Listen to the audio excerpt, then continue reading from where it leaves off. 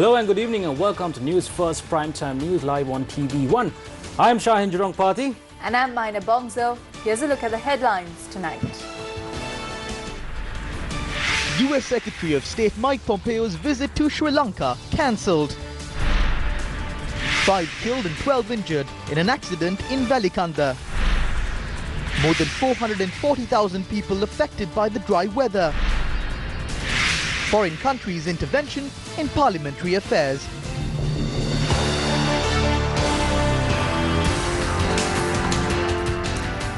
Issuing a release, the U.S. Embassy said that U.S. Secretary of State Mike Pompeo's visit to Sri Lanka has been cancelled. The release notes that due to unavoidable scheduling conflicts during his upcoming visit to the Indo-Pacific region that includes accompanying President Donald J. Trump to the G20 summit in Japan, U.S. Secretary of State Michael R. Pompeo is unable to visit Sri Lanka as previously announced. The U.S. Secretary of State was scheduled to arrive in Sri Lanka between 24th of June to the 30th during his visit to Asia. The release issued by the U.S. Embassy in Colombo said Secretary Pompeo regrets that he is no longer able to visit Colombo at this time. He hopes to travel to Sri Lanka at a later date to underscore the United States' strong partnership with Sri Lanka, which is rooted in a commitment to democracy, economic growth and a free, open Indo-Pacific region. It added that the United States remains committed to these objectives and looks forward to building on their long-standing partnership.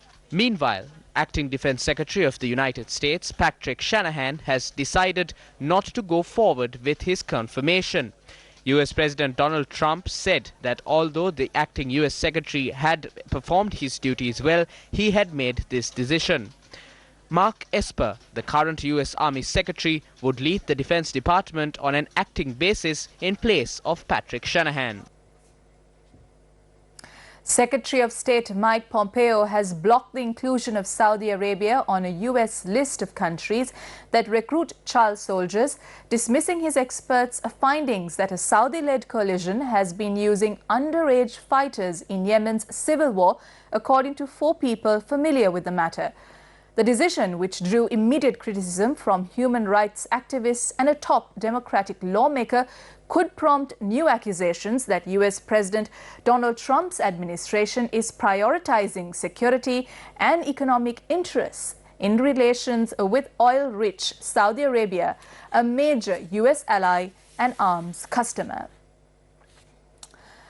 Now, a collision between a van and a hand tractor on the Batticaloa-Valikanda road left 5 people dead and dozens injured.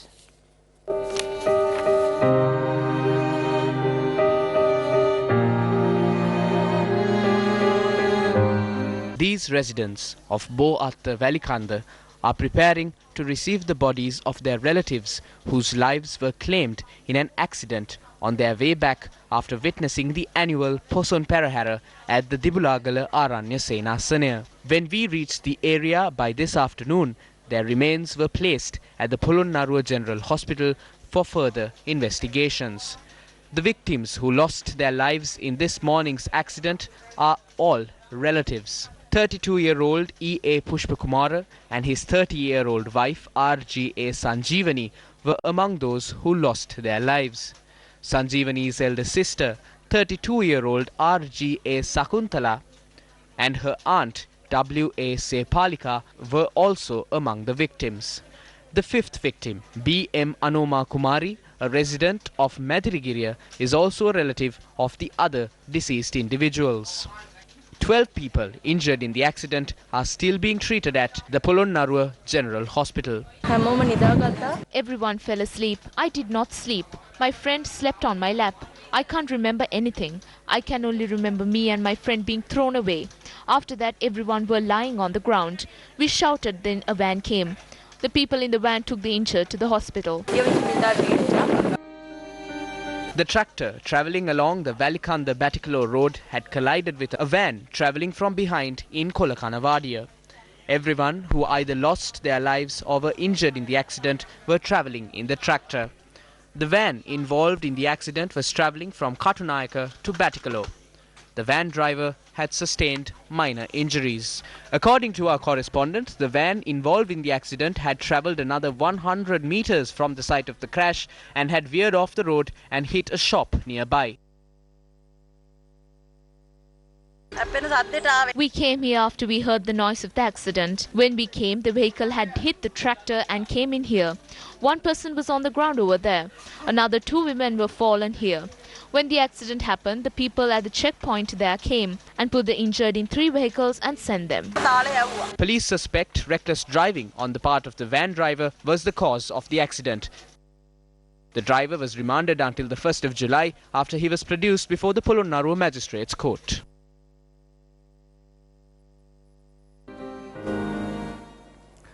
Over 440,000 people continue to be affected by the prevailing drought in the country.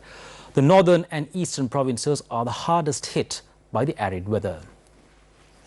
A Newsfirst team toured Vaunathu, Ettan Katte and Unnache in the Batticaloa district today. The people in these areas are facing a severe lack of clean drinking water, and the main source of water in the area, the Unniche reservoir, is drying up fast. The Unniche reservoir, which during previous years had a water mass up to 33 feet, had nourished over 500 acres feet of farmlands every month. The water level of the reservoir today has dropped to a staggering 8 feet. We are standing in the middle of the Pulugunavi tank or the Pulugunavi weber in the Batticaloa district, a major weber that provides water for agrarian families and a source of living for the fishing families in the area as well. Where I am currently standing is supposed to be under 31.5 feet of water, but at present there's only 3 feet of water to be shared among the agrarian families as well as for fishing activities in the area. This is the situation of the drought in the Batticaloa district, especially in the Pulugunavi weber and the surrounding villages. For the Newsfirst team, I am Chaturanga Hapuarachi. The main source of income of the area residents is farming, and the lack of water has all but destroyed their livelihoods. The residents also said that their cattle are dying due to the lack of water. The Disaster Management Centre said that although water was being supplied to them on a daily basis, it is insufficient to meet their demands. 8,004 people of 2,446 families have been affected by the arid weather in the Batticaloa district alone. The Disaster Management Centre put the number affected in the eastern province at 152,936. Over 190,264 people have been hit by the prevalent drought in the northern province. Although officials claim to be conducting large-scale development projects, the general public of the country are the people who suffer from the ill effects of these projects. In Kilinochi, an area that has been a site of many wild elephant attacks, residents staged a protest of a different kind. The residents of Kalmar Nagar and Pudukkadu, Kilinochi, have been suffering at the hands of the wild elephant conflict for many years. Wild elephants that encroach on their villages have on countless occasions destroyed their crops and wreaked havoc. This is how the residents of Kalmar Nagar and Pudukkadu protested opposite the Kandau village divisional secretariat. Everything we owned was destroyed. We are the only ones left. There are about 2 or 3 elephants too. They come to the village every day. We hear on the news that America is providing millions of dollars in aid. India is providing aid, but they do not look at us. The protesters later held discussions with the Kilinochi district secretary. We held discussions with wildlife officers to provide a solution to these issues. Plans were made to construct an elephant fence from Kalmar Nagar to Iranamadu. When these plans are implemented, we can solve these problems. Parliament requested additional funds to the tune of 56,000 million rupees for the purchase of vehicles for ministers, renovation of their official residences and a number of other expenses. Although this supplementary estimate was withdrawn due to certain matters raised by the opposition, Leader of the House, Lakshman Kiriyala, presented it to Parliament again last evening. This morning, the request for additional funds was withdrawn. When we looked into it after, it was later revealed it was then Minister of Public Enterprise Kabir Hashim who was living at the residence. It was not me, but Kabir Hashim. Thereby, I present this supplementary estimate together with all other supplementary estimates. I withdraw my withdrawal of the supplementary estimates. There is a procedure to present a proposal. There is an accepted procedure in this parliament. I do not believe that you can withdraw a proposal when all the MPs are in the chamber and at a time like this when the parliamentary sessions are about to come to a close. Resubmit an amended proposal unexpectedly. As the chairing member, I order the board of secretaries to forward this to the speaker and inquire into his decision on the situation. The chairing member at the time, MP Bimal Ratnayaka, forwarded the proposal to you expecting an order in this regard. However, you have not given an order as yet. Is inappropriate to resubmit something that was already withdrawn. It can be done as per standing orders. I resubmitted it when parliamentary sessions were ongoing. I presented it to the chair then and he forwarded it to you. You can give an order now. However, there were a few issues there. He said that he wasn't even aware of that. I would like to ask you, according to which standing order are you making this request? Under what standing order do you present something you yourself and say that you do not know? MP Bimal Ratnayaka, it was your question that was asked. I think you were satisfied. No, Honourable Speaker. I asked this question under Standing Order 26 last morning. After I asked the question, Honourable Kirialla withdrew the supplementary estimate. However, while I was the chairing member, the Leader of the House withdrew his withdrawal. This is not a document of a minister. This is not a ministerial publication. This is an important document in Parliament that the Committee on Public Finance is responsible for. When something like that is submitted, there should be some responsibility, and the same should be followed when it is withdrawn. There is no obstruction from standing orders to what I did. Many such confusing situations were seen in Parliament during the recent past. The opposition questioned the amendments that were included during the committee stage of the Provincial Council's election draft bill. The opposition also questioned the procedure followed to pass the motion of no confidence during the 52-day constitutional crisis. A number of parties have also raised questions on the appointment of the Special Parliamentary Committee and its activities. Two ministers who previously resigned from their ministerial portfolios were sworn in as ministers before the President earlier today. Kabir Hashim and MHA Halim were sworn in today. Kabir Hashim was reinstated as the Minister of Highways and Road Development and Petroleum Resources Development, while MHA Halim was reinstated as the Minister of Postal Services and Muslim Religious Affairs. This is a story of a forgotten community in the Eastern Province who have been battered by nature and poverty.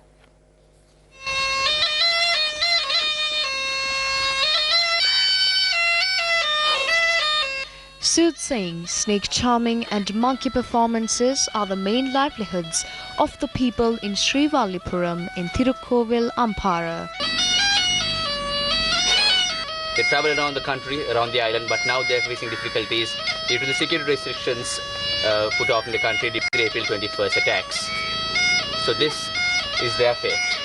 This is Chinnasamy. He is confined to his village due to the low turnout of tourists in the island. He is clueless on the future of these baby monkeys as he has nowhere to take them to perform soon as they grow up. In this age of technology, the practice of soothsaying is fading away, so as the livelihoods of these villagers who earn a handful by this age-old practice passed on from generation to generation. A mother spoke out her difficulties in the Telugu language, which is unique to their community. మా ఊర్లో నీళ్ళు ఆగుందుండే పెరచన గుట్టుండే నాటికి రెండేలే నీళ్ళు వచ్చి తొలిల్ వాయిపు ఉన్నాడు మా మర్రికి మచ్చిదే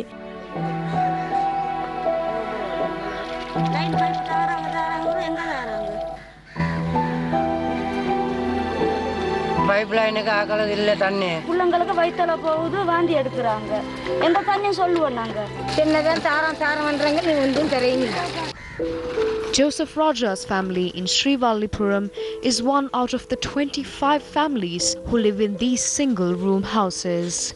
Today, Joseph Raja is faced with a tremendous struggle to feed his 8, 10 and 17-year-old children after the breadwinner of the family, his 18-year-old son Raja Kumara, was killed due to a lightning strike. The unavailability of a national identity card is another major barrier as they are deprived of their son's compensation.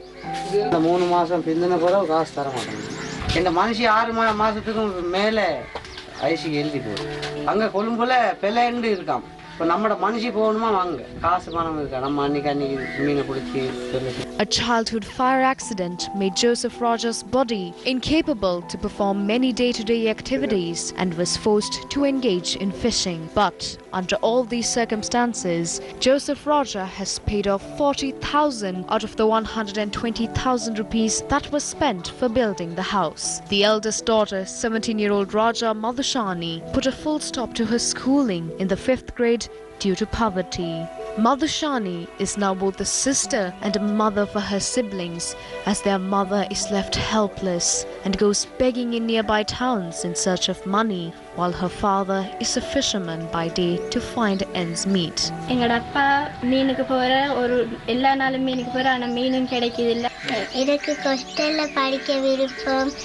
Joseph Raja's only hope is to see his children's future brighten up and prosper in life.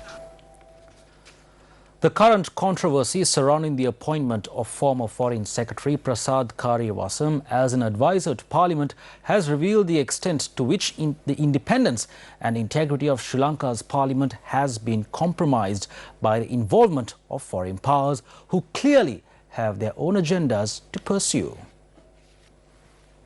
Mr. Kariyavasam and his family are long-standing residents of the United States and have been so for over 20 years. His appointment as an advisor to Parliament should have followed due process by seeking the concurrence of the House Committee. The appointment of advisors to Parliament is nothing new.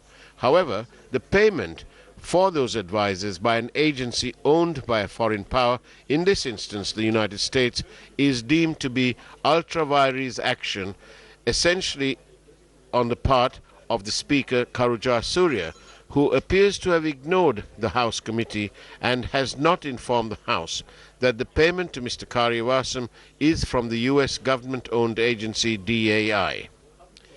In the past, we have reported of instances where even constitutional matters have been compromised by the involvement of foreign powers. This comes on the back of nearly 72 years of independence from colonial powers. The actions of the Speaker, by compromising the independence, integrity and supremacy of Parliament by permitting foreign agencies, namely the DAI, the implementing agency, can be construed to be traitorous, treasonous and certainly without parallel in the history of independent Sri Lanka. Foreign intervention in the affairs of Sri Lanka's Parliament has manifested itself in a number of diverse ways. We saw this interference during the compilation of the new constitution of Sri Lanka via the UNDP, funded by the US government. Sri Lanka will recall that during the no confidence motion, the public gallery was filled by the presence of foreign diplomats, including those from the United States. At times, foreign diplomats were able to be present in Parliament, although citizens of Sri Lanka were prohibited on some days. It was also revealed in Parliament yesterday that 60 to 70 parliamentarians travelled overseas with the expenses being paid by the same agency that pays Prasad Kariyavasam. People of this country will naturally assume that parliamentarians act in such flippant and undemocratic manner due to a lack of education, which ultimately impinges on the delivery of the people's expectations. The people of this country clearly have a responsibility, drawing on the negative experiences emanating from this Parliament, to absolutely ensure that future members of Parliament are elected only after the most careful of considerations.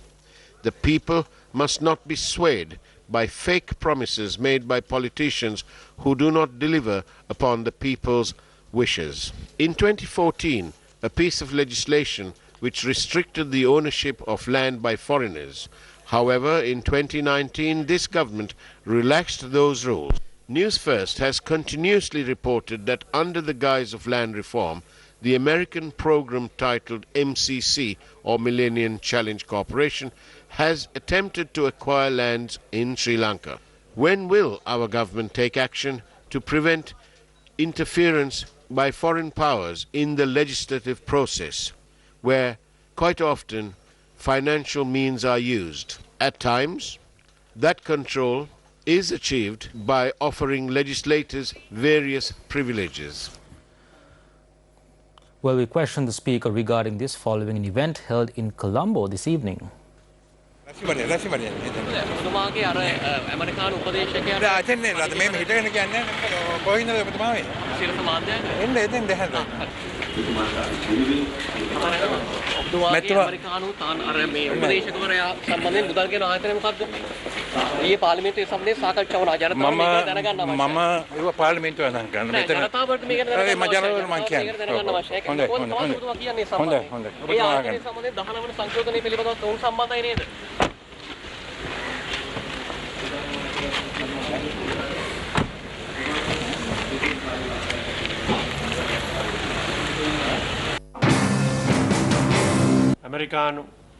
Prasad Karyavasam, who earns a salary from a company funded by a US government, has been appointed as the foreign advisor to the Speaker. He now works within the parliamentary premises. What does he do there? This casts a serious doubt on the activities of Parliament. There is an imposter inside the system and he has started to act.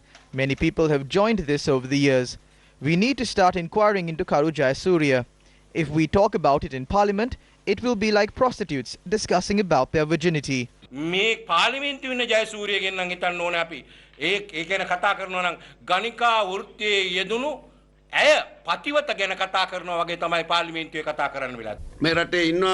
have a foreign minister, that is Mr. Marapana. He does not hold any discussions with any ambassadors. On the other hand, the Prime Minister or the President hold talks separately. The second in line to this is the Foreign Minister. But in this case, it is the Speaker who is holding these discussions.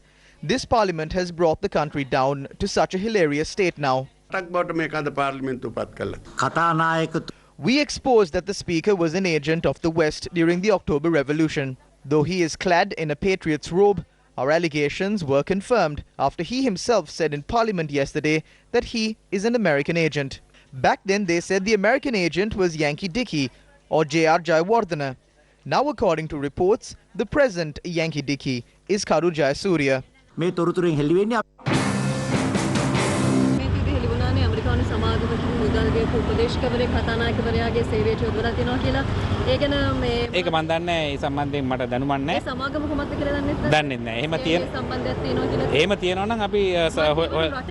Please, I have no comment. I am not aware of it. There are plenty of American citizens in this country, aren't there? An advisor to the Parliament is being paid by an American organization. There are several other officials as such in this country who are being paid by foreign agencies. You can find these officials in the police as well. There are stories coming from the Attorney General's Department that such officials are conducting various investigations while providing advice to the police along with a bribery commission. This raises doubts on who is actually governing this country.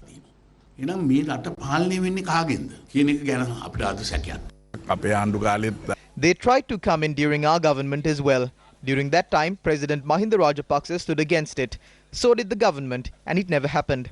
This seriously harms the country's sovereignty, independence, and the sanctity of Parliament. Parliament is a supreme and independent organization in Sri Lanka. So when you appoint consultants, handpicked and paid by various agencies, has a negative impact on independence of Parliament. If a consultant or any officer is to be selected, Speaker is duty bound to inform the House Committee, and also individual must be selected on following transparent procedures. The recording of evidence in the case filed against former Defence Secretary Gotabaya Rajapaksa at the Permanent High Court trial at Bar was moved to the 26th of July following a request made by President's counsel Ali Sabri appearing for Rajapaksa. The President's Counsel informed court his client Gotabaya Rajapaksa underwent a heart surgery on the 31st of May in Singapore and left the hospital on the 9th of June. He requested court to postpone the recording of evidence as the former Defence Secretary is required to have 6 weeks as a recovery period following the surgery. The Permanent High Court trial at Bar, taking the matter into consideration, decided to postpone the recording of evidence to the 26th of July and extended to the 24th of July, the period granted for him to remain overseas. 4 witnesses from the prosecution were present in court today and they were ordered to be present in court on the 26th of July. In addition, the Permanent High Court trial at Bar ordered for summons to be served on the 9th witness in the case to appear before court. The case was filed against Gotabaya Rajapaksa and 6 others for the misappropriation of 33.9 million rupees of public funds for the construction of the D.A. Rajapaksa Memorial and Museum in Medamulana. The Working Committee of the United National Party today discussed appointing Partli Champika Ranawaka as the electoral organizer of Maharagama and appointing Vijit Vijayamuni Zoisa as the organizer of the Katana electorate. The working committee convened under the party leader Ranil Wickramasinghe, deputy leader Sajith Premadasa, general secretary Akila Viraj Karyavasam and minister Mangala Samaraveera.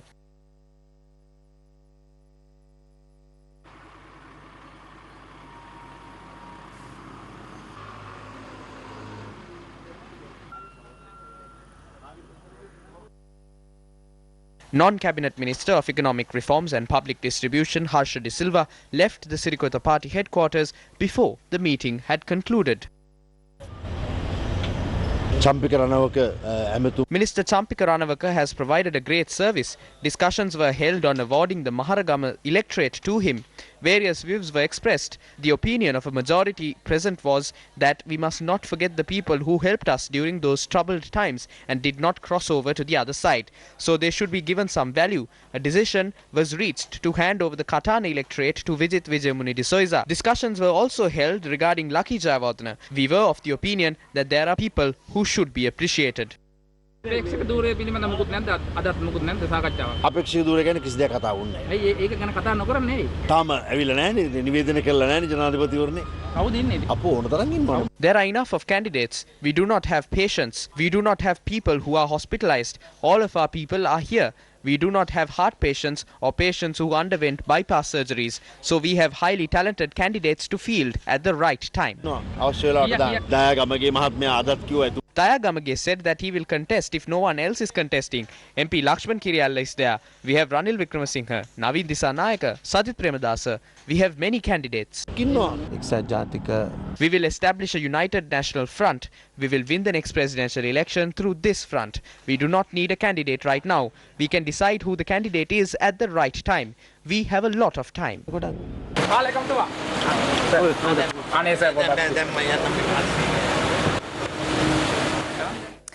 Deputy Leader of the United National Party, Sajith Premadasa, who attended the meeting of the Central Working Committee today, intervened to solve the issues faced by a woman he met at the premises. The minister took steps to direct her issue on housing to the relevant authorities. In more local news, the police media spokesperson convened a media briefing today. දවසේ පුවත්පතක සඳහන් කරලා තිබුණා මේ 20 අප්‍රේල් 21 වෙනිදා ඉල්ලවෙච්ච ප්‍රහාරයට සම්බන්ධ සැකකරුවෙක්ගේ ජංගම දුරකථනයක් FBI ආයතනයේ පරීක්ෂා කටයුතු සඳහා රැගෙන ගිහිල්ලා තියෙනවා කියලා. ඒක සත්‍යතාවයක් තියෙනවද? ඒක පරීක්ෂා This must be looked into. The FBI provided a valuable support to the CID for the investigations. The court was informed of all of this and it was conducted upon the approval of court. It is hard for me to answer your question without first looking into this. And up next is Action TV.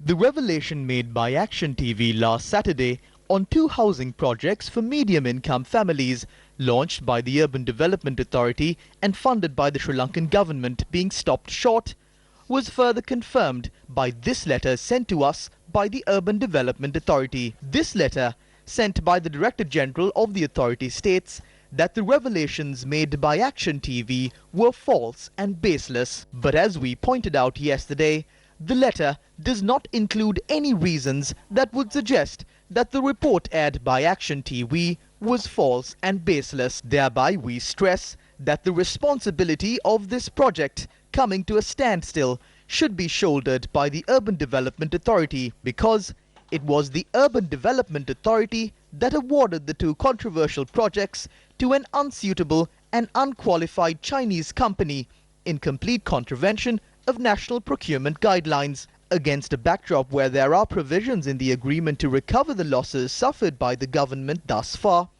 The subject minister, through this document submitted to the Cabinet of Ministers dated the 22nd of May, attempted to continue to allow the questionable Chinese company to complete this project. An attempt was made to amend the terms of the agreement relating to payment in a manner that largely benefits the Chinese company through this document. The letter sent to us by the Director General of the Urban Development Authority also affirms this. The ministry's unusual preferential treatment for this Chinese company gives rise to a reasonable suspicion. Shouldn't the government's losses caused by these incomplete projects be recovered from the Chinese company and tenders for the two projects be called in again?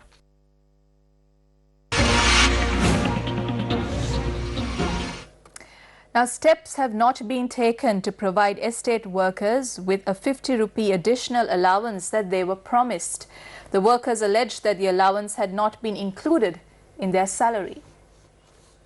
In March last year, a proposal was forwarded to grant an additional daily allowance of 50 rupees to estate employees. Minister Rajit Senaratne said that Cabinet approved a sum of 1.2 billion rupees for this. The estate workers state that although it has been 4 months since this was approved, they continue to be deceived by broken promises. We inquired on this matter from the Minister of Labour, Ravinda Samaravira, on the 30th of last month. The subject minister said that it has not been given, but it will be given as it is the duty of the government. We were expecting to receive with our salary. We did not get it. The government is deceiving us. The government is just standing by. Why are you deceiving us? Meanwhile, estate workers in Angarapatana staged a protest against the violation of their rights. The group said that they were demonstrating against not maintaining a clean environment at the estates. The President of the Bar Association of Sri Lanka, President's Council, Kalinga Indathissa, appearing on Newsline this morning, spoke on the emergency regulations in the country and the legal problems the general public might face during this time. Well, this program will be aired again immediately after primetime news tonight, so do stay tuned for a comprehensive account on the prevailing legal backdrop under the emergency regulations in the country.